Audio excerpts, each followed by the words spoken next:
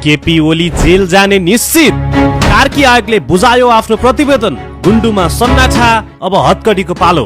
के नेकपा एमालेका अध्यक्ष केपी शर्मा ओली अब सिधै जेल जाँदैछन्? के भक्तपुरको गुन्डु स्थित उनको नयाँ निवास अब नजरबन्दको केन्द्र बन्दैछ?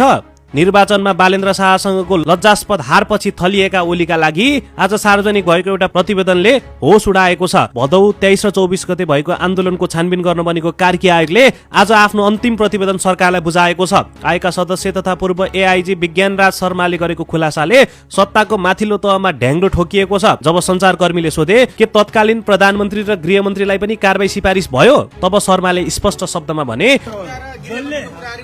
जसले गल्ती गरेको छ त्यसलाई कारबाही हुन्छ, जसले राम्रो गरेको छ त्यसलाई कारबाही हुन्छ। जसले गल्ती गरेको छ उनीहरूलाई कारबाही सिफारिस गरेको छ, त्यसमा कुनै दुई मत छैन।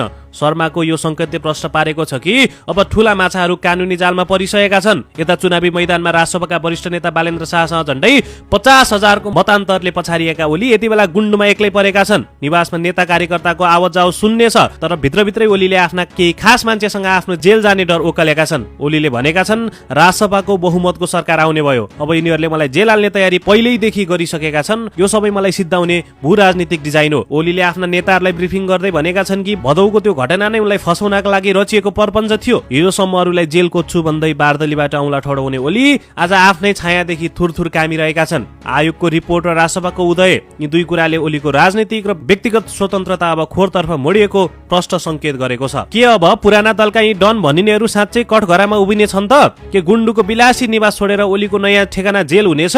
आयोगको प्रतिवेदन अब सरकारको सम्पत्ति हो, तर यसले ओलीको सातो भने लगिसकेको छ। खेल अब क्लाइमेक्समा पुगेको छ।